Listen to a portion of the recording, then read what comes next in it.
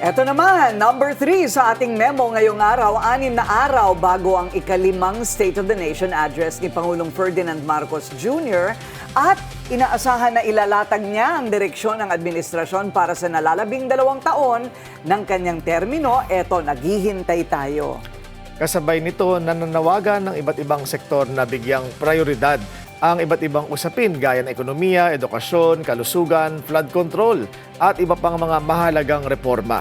Nang tanungin namin ng taong bayan kung ano ang gusto niyong marinig kay PBBM sa kanyang SONA, ang sabi nila? Sana sabihin niya na mawala na lahat ng mga adik para wala nang nasasaksak na rider. Kawawa naman kasi yung mga rider. Tsaka sana maging mura yung bigas at tsaka gasolina. Bilang isang mamayang Pilipino, ang gusto ko pang marinig sa ating presidente sa darating na kanyang SONA is kung ano na yung estado ng flood control kasi every time na magkakonduct sila ng hearing, tax ng mga Pilipino yung ginagamit or inuubos nila. And as of now, wala pa rin tayo nakikitang maganda sa bawat hearing na kanilang ginaganap. Ang gusto ko sanang marinig kay BBBM na kaya niyang gawa ng paraan na ibaba ang produktong petrolyo. Gawa ng halos kawawa din ng mga commuter. Ang mga driver hindi rin kumikita, gawa ng hindi naman tumataas ang pamasahe. Yan lang naman ang parang sa mga driver na parang hirap din sa mga araw-araw na naghahanap buhay. Tas mataas pa yung petrolyo, wala nang may uwi sa mga pamilya. Bilang isang mulat na mamamayan, ang gusto kong marinig mula sa sa darating na SONA ni PBBM is yung estado ng economy natin, which is related siya and connected siya sa daily lives ng bawat Pilipino. And we all know and mas napapansin natin sa mga balita ngayon is maraming killings, crimes, and nararanasan ng bawat Pilipino, even yung mga walang kalaban-laban sa daan. And I wanted to hear from him is that kung magkakaroon ba siya ng solution sa employment dito sa bansa natin, and kaya niya bang suportahan yung bawat Pilipino nagsisimula sa small businesses up to local businesses. Ang hirap maging presidente ng Pilipinas. Oo nga eh. Biro mo hanggang ngayon may drug addiction pa rin na nirereklamo. Hindi ba? Para bigyang linaw ang lahat ng yan, kasama po natin ngayon via Zoom, minarapat po natin na siya'y imbitahan, Micael Co, ang dating Assistant Secretary ng Presidential Communications Development and Strategic Planning Office at Senior Speechwriter ni former President Benigno Noynoy Aquino III. Welcome to Memo, Kael! Magandang umaga po, Ms. Kay, Sir Willard. Good morning po. Good morning. Okay, before we get to ano ba dapat ang isulat ni Pangulong BBM, ano ba ang proseso ng paggawa ng SONA ng isang Pangulo? Ako, mahabang proseso po yan, Ms. Kay. Mga bandang pagtawid pa lang ng taon, pagkatapos sa mga Christmas party, pagpasok ng January, nagpapadala na po ang Office ng Communications. Kung may grupo silang gumagawa ng talumpati, mga bandang January, latest early Feb, nagpapadala na ng memo yung grupong yun sa mga cabinet secretaries para i-alert na sila, no? Isusulat na natin yung SONA, yung achievements natin, pakilista na kasi magsisimula na yung drafting natin, ano? Kasabay nung pagda-draft kasi ng SONA, may kasama yung STR, ang tawag natin panahon na yon. Oo, SONA Technical Report. Opo. Tapos, bandang mga May, June, actually pagtawid ng Hunyo, sigurado yan, si Pangulong Aquino nung panahon na yon, magsisimula na yung magtanong, may draft na ba tayo? So pagkatapos nun, pag nakita na niya yung unang draft, it's an endless series of revisions po talaga, pagpupuyat. May mga times na doon na kami natutulog sa opisina para magsimula na ma-draft at ma-refine at masigurado yung mga detalye, yung katotohanan at matumbok yung mismong sentimiento ng Pangulo doon sa pagsusulat nung SONA. So kasama ang Pangulo noon in the time of Noynoy Aquino sa revision, sa tono, sa pananalita. Kasama siya. Opo, without question, napaka-metikuloso po talaga. Very, very, very hands-on si Pangulong Aquino. Every iteration, parang dumadaan po yan sa thesis panel. Hindi lang kay Pangulo, no? Pero maraming mga pagpupulong na sinasama din yung mga cabinet secretaries para masigurado yung mga detalye. Pag medyo iffy yung detalye, katabing-katabi pala, nandun sa mesa mismo yung cabinet secretary na tatanungin ni Pangulo na sigurado ka ba ganitong karaming helicopter yung na-order, hindi ganito yung natatandaan ko, paki-check nga, o ganitong karami bang classroom yung nabuo, ganito ka kalsada. Very meticulous po, very Para hands-on. siguradong walang bulahan. Di ba? Walang bulag. Yes. Walang bulag Oo, talaga. yung factual talaga, hindi siya pwedeng balikan. Pero meron po bang mga pangulo na tamad? I mean, from what you know, hindi natin masabi. Meron po bang mga pasa todo pasa, ganon? Hindi ko po masasabi because I was only privy to the process of President Aquino back then. What I can say, studying these things, studying the STONA of previous and succeeding presidents, mararamdaman mo naman pag dineliver na kung gaano nila kadama yung sinasabi nila, at habang dama nila, sigurado ka rin na natutumbok yung sentimiento, meaning, totoo sa kanya. So, this is without prejudice to the fact that sa totoo lang naman po, these sonas are crafted with the president at the helm, the principal at the helm, pero there's entire teams of people who actually do it. Pinapasa ba? Tamad ba? Sila na siguro po sila na yung nakakaalam nun, pero ang masasabi ko, daman-dama naman ng audience yan if it doesn't sound true to the speaker. Willard, natatandaan mo, yung unang SONA ni Pangulong BBM, I mean, I don't know if you'll admit it. Admit mo ba na wala tayong mahanap na headline? Oo, kasi parang... Natatandaan mo? Natatandaan ko yan. Kasi parang patsi-patsi siya eh. Oo. Parang hindi siya nagkaroon ng unifying message nun. Oo, si Pangulong Oo. Aquino, every SONA merong headline. Oo. Or even ERAP. Yes. Hindi oo. ba? Mga memorable lines even. Yeah, bawal ang wang-wang. Di ba, naalala ko yun eh. Oo. Tapos yung mga tipong... Kayo ang boss ko sa kayo ang inaugural boss speech. ko. Oo. Tama. Oo. Oo. So, how important is a headline in a speech, in a SONA?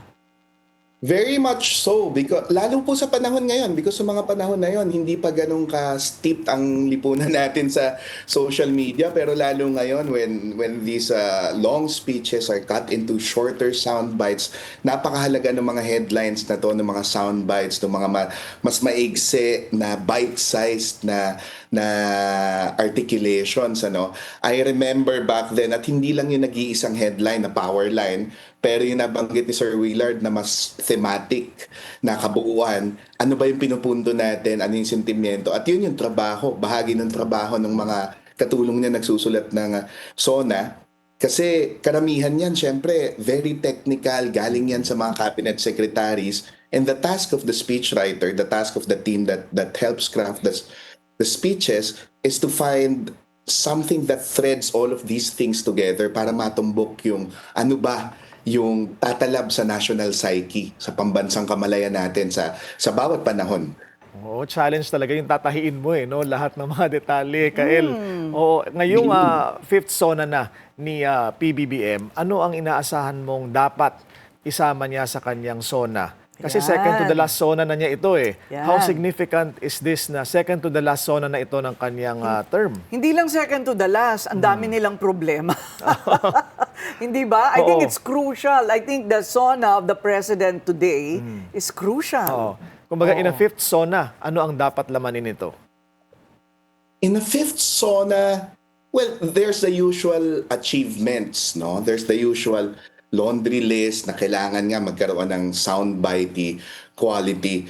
But in the fifth, the first, the last SONA, ang hinihiling lang naman sa tingin ko ng taong bayan is honesty and the feeling that the president understands what they're going through.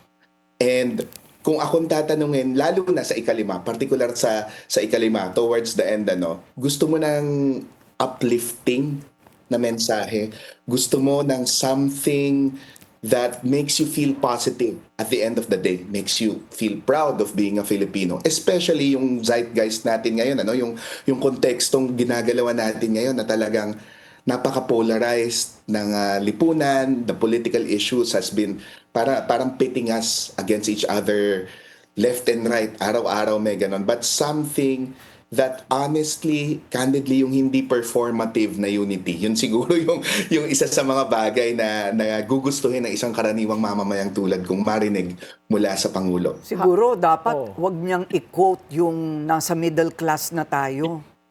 Hindi ba? Kasi he might be tempted to use that. And like I think more than half the population disagree. Maraming tataas ang kilay niyan. Oo, di ba? Kailangan, sabi nga ni Kael, dapat alam niya yung realidad ng dinadanas ng Pilipino Nang ngayon. nasa baba. How about, Kael, a follow-up to his expose doon sa flood control scandal at ang pagbanggit doon sa impeachment trial, lalo kasabay nito ang SONA. Dapat ba niya itong banggitin? I think imposibleng hindi mabanggit. Lalo na Miss K, yung middle class achievement yan babanggitin yan. But kung ako ang tatanungin bilang isang taong steep dun sa disiplina ng speech writing, what I would do is would try to elevate it with candor. What do I mean by that?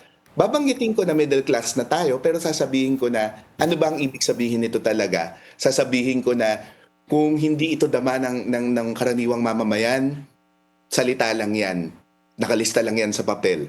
Regarding the scandals besetting us, yung impeachment trial, imposibleng hindi siya mabanggit dahil bahagi nung role ng isang SONA, yung pagiging pulpito, pagiging pulpit ng Pangulo, and he is expected to wield that platform towards political ends.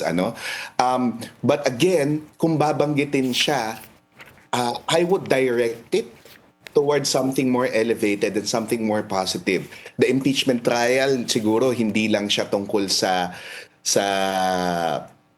pagtugis, hindi lang siya tungkol sa pagtugis sa kalaban sa politika, pero pagtugis siguro sa pananagutan, paghanap ng katotohanan. May mga paraan para itong mga contentious, politicized issues na to ay elevate into a value na common sa ating lahat. And I think wala namang Pilipinong tatanggi na lahat tayo gusto nating matukoy ang katotohanan, mapanagot ang mga dapat managot. Itong mga bagay na to, universal yan sa bawat citizen. And I think pwedeng doon itoon ng Pangulo yung SONA. Sabi ng teacher namin, ang professor namin sa communication arts, never repeat a negative. No? But in that sense, ano ang dapat? Should it be like more action-oriented? Like, mahiya naman kayo. That was the first headline we got from his SONA. Hindi ba? So, in this case, anong klaseng headline ang maaasahan natin o dapat sana nating asahan with regards to the very slow investigations and what people call selective justice regarding the flood control projects? Magandang tanong yan, Miss K, Para sa tingin ko, signos na meron siyang, kailangan asahan o inaasahan sa Pangulo, yung signos na meron siyang mas malaking mga pinupursue outside of just particular cases. No? Again, binanggit kanina yung threading na sinasabi ni Sir Willard.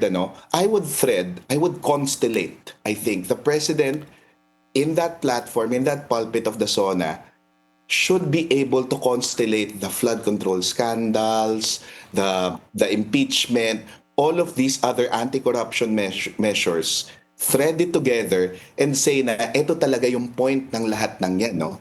And then that would perhaps elevate yung SONA. So dun sa tanong ninyo, Ms. K, na parang ano yung headline? Usually, ang headlines kasi na binibitbit ng balita, revelations, new revelations, di ba? And in this case, baka manipis pagdating sa revelations kasi ongoing nga yung trial at may sariling proseso yun, I would just elevate it. I would just itutuon ko uli sa values and perhaps his own pledge regarding other issues that might be hounding not just his political opponents, pero yung sarili niyang kampo. Like setting deadlines. Oo. Di ba? Parang, Targets. I am giving the Senate this much time to resolve it, and all the contractors should finish all the flood control projects by December. May mga target Ako na. yun ang gusto ko Oo. marinig. Para Oo. naman yung resulta, asahan din ng tao kung kailan. Oo, tsaka that's headlineable eh. Yung the president gives an ultimatum. Diba? Which is acceptable. Diba? Paano El dapat balansehin ng SONA para hindi naman matabunan yung ibang mga laman nito? Kasi baka sobrang laki ng sasabihin ng Pangulo at one point, makalimutan na ibang mga detalye. Kaya nga Sir Willard. In fact, noong mga panahon namin, eto parang pitik lang eh. Pitik lang talaga yung mga political issues. I remember back then there was of course another impeachment trial yung kay former Chief Justice Corona, and before that yung kay former Ombudsman Mercy Gutierrez. Nabanggit siya pero I don't remember it being like part influencing the structure as a whole. Parang ano lang siya, pasaring or pitik or signaling. Always what we strive to achieve as a team then was paano natin i-elevate ano yung peroration. Peroration yung part ng dulo ng speech kung saan tinatry mo na yung may cadence na inaangat mo na yung taong bayan. I remember the 2012 or 2013 SONA, meron kami doon ng parang refrain na hanapin mo lahat ng mga taong tumulong sa'yo, pasalamatan mo. Miski yung teacher mo nung grade school, sabihin mo sa kanya, salamat po. Ganitong mga bagay, yung pag narinig ng tao, para bang hindi nila makakalimutan yung konteksto na politikal, yung bigat ng bilihin or whatever, pero maaalala nila na Pilipino sila and it's still worth your struggles. It's still worth looking up at that flag every Monday morning. It's still worth putting your hand over your chest and singing Dalupang Hinirang kasi ganitong klase pala yung Pangulo natin. Ganito siya magsalita. Kinakatawan niya, isinasadiwa niya yung kung paano maging Pilipino. At yun sa totoo lang, ang pinakamay talab eh.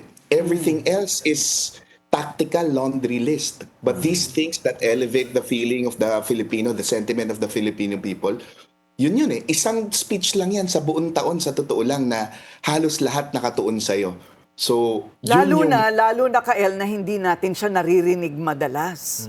'Di ba? Other presidents mas come out like every month with with a message to the people, hindi ba? So, wasn't it Ronald Reagan who was fond of doing anecdotes like mentioning a name? Di ba meron din gumawa niyan si Erap? Parang human prop, si GMA, yung Bangkang Papel Boys. Ay, yung Bangkang Payatas Papel. Boys. Oo. May isa pang matanda, hindi ba? Si Mang Pandoy. Si Mang Pandoy, Inaugural alam mo, speech galing naman mo niya. talaga. Alam mo, ikaw talaga, para ka talaga encyclopedia. Si Mang Pandoy, naalala ko yon. So, does that still work, you think? FBR, oo.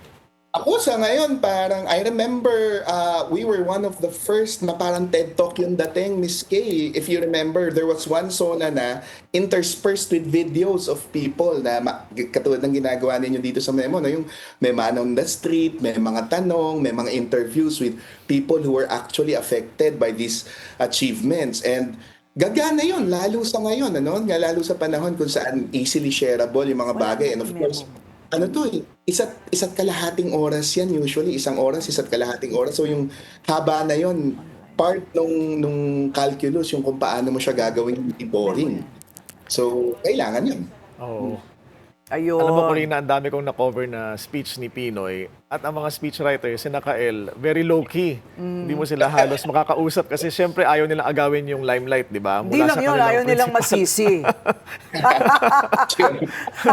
Kaya Okay. gusto ko itanong kay Kael hindi ba niya nami-miss yung mga walang tulog, Oo yung nga. puyatan, Kael, ano bang ginagawa mo saka yung ngayon? paninermon ng principal, di ba? Ay nako, Sir Willard, tumanda na ako. Bigay na natin yun sa mga batang mas may enerhiya at hindi pamilyado ko. Nung panahon na yun, we were all in our 20s, early 30s. None of us has had a child back then. Mga talaga, sanay sa puyatan, sanay sa talagang gigising na madaling araw, naka-chopper ka, lilipad ka, papunta dun sa kung saang papasinayaan na tulay, sa kung saan, I think yung trabahong yun is meant for people who had a lot more energy and a lot less personal responsibilities. Ngayon, nasa private sector na po ako, nasa advertising, of course, looped in pa rin dito sa politika. Meron pa rin mga nagko-consult. At nakafocus ako ngayon sa aking sariling literary career. Yung creative writing ko, binalikan ko siya after a decade and a half. Pero ayun, sa totoo lang, hindi ko nami-miss.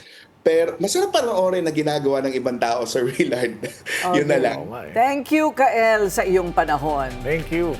At ang Salamat sabi for naman, having yes sir, ang sabi naman ng ating mga manonood online para malaman kung ano ang gusto nilang marinig sa SONA ni PBBM, ang sabi nila, Kevin Lumapas, mahiya naman kayo. Ulit, take 2, 2.0. Mahiya naman kayo 2.0. Replay. Sabi naman ni Joshua Gilan, ayuda po sa mga malapit ng maghirap. Hahaha. Ayo, ang dami ng ayuda ha.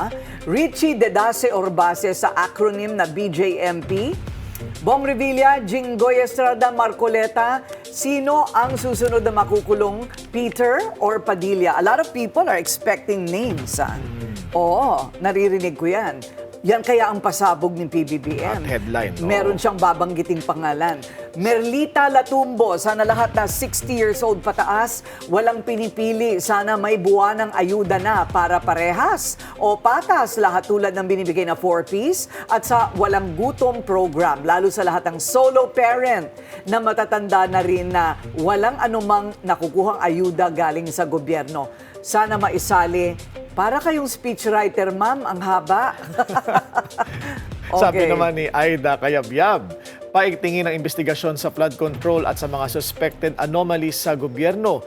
Pabilisin ang mga infrastructure projects, lalo na ang flood control para hindi na maulit ang malawakang pagbaha.